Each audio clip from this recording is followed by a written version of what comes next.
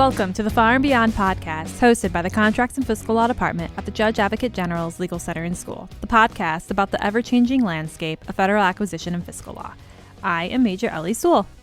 And I'm Major Ed Callahan, and together we're your co-hosts. On this episode of Far and Beyond, we are diving into the Revolutionary FAR Overhaul, or RFO, and specifically focusing on FAR Part 8.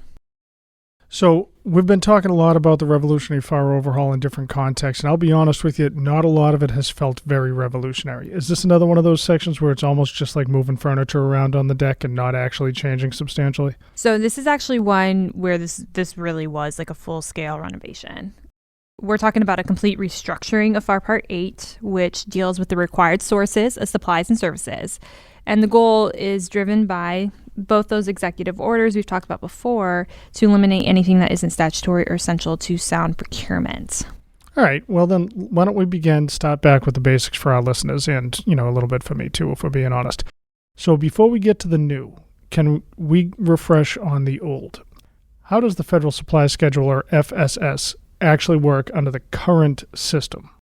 So that's a great starting point. The FSS program, managed by the General Services Administration, GSA, provides agencies with a simplified process to get commercial products and services at volume buying prices. So instead of a full-blown FAR Part 15 negotiation, you're essentially ordering against pre-negotiated contracts. Right. It's the government's preferred customer catalog. Now, what has the RFO done to this? Are some parts really just gone?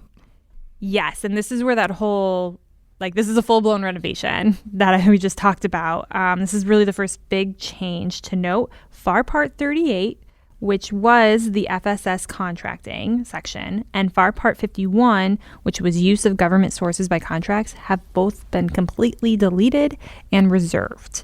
Their essential text has been integrated directly into the new RFO FAR Part 8. So we're basically taking 3 FAR parts and putting them into just one. All right, so I'll just stick to FAR Part 38 for this one since it's the one I've been in before. FAR Part 38's gone, so where do the actual ordering procedures live now? The ordering procedures for the FSS have moved out of the FAR entirely and into the General Services Acquisition Manual, or GSAM, Part 538. The FAR now simply points you to GSA's own regulations for the how-to of ordering. So that does seem like a major shift in authority. So does that change the actual law of the land? Or how are we advising our clients on placing these orders now if we're not finding the rule in the FAR? It does. It does change some things. So the new GSAM framework is much less prescriptive than the old FAR subpart 8.4. So for example, key language change, quotations are not offers. This means the Federal Supply Schedule RFQ procedures are no longer considered source selections in the traditional sense. So that's a pretty massive distinction for protests. If it's not a source selection, does that mean we don't need any evaluation plans or scoring, anything like that?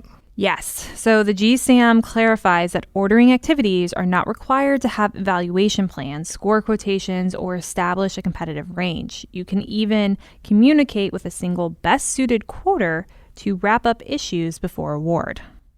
That is a pretty significant change. Anything else that was added or changed in the language? We have a new hierarchy. So the old use of other sources in the old FAR part is replaced by a much stronger section 8.104, use of existing contracts. It introduces required use contracts, which are a new Tier 4 designation of spend under management. For commercial items, you must use these required use contracts unless the head of the contracting activity grants an exception. Okay, so required use, quote unquote, is mandatory.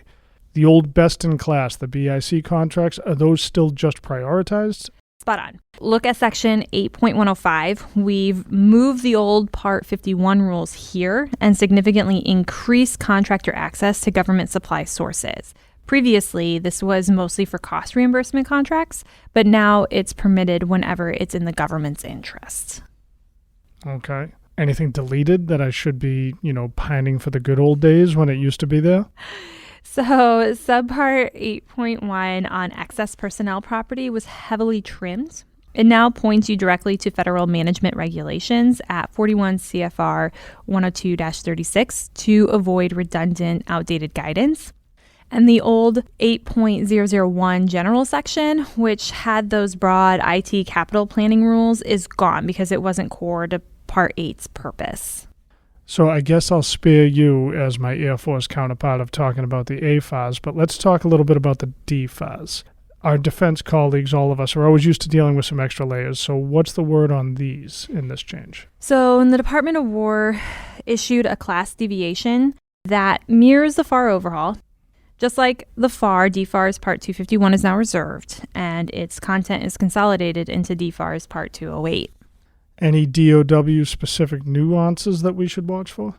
Absolutely. So for federal prison industries, FBI, DOW lawyers need to look at DFAR's 208.301-70. It implements 10 U.S.C. 3905, requiring competitive procedures if FBI has a significant market share, meaning more than 5% of the DOW market for that item. And I was looking for it because it's all over the news these days, but I did notice some specific clauses in the deviation text for things like precious metals. Good catch. The new DFARS 28.73 and the associated PGI emphasizes the precious metals recovery program. There is specific dual pricing evaluation procedure where offers submit prices both with and without government-furnished precious metals.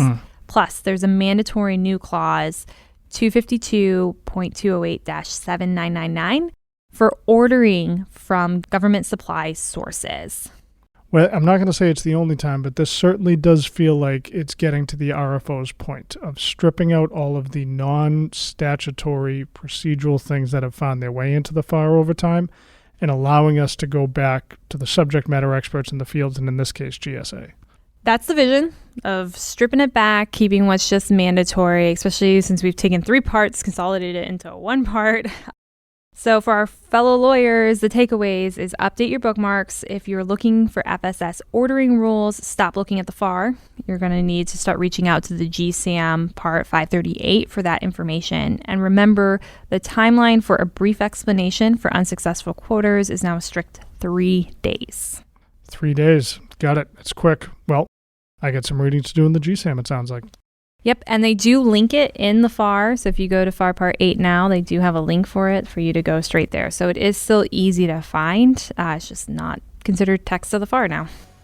All right. Well, thank you, everybody, for joining us in today's episode of The FAR and Beyond. Please make sure to follow us and subscribe on your favorite podcast platform. The views expressed today are those of the presenters, not that of the Judge Advocate General Corps, the Department of the Army, Department of the Air Force, or the Department of War.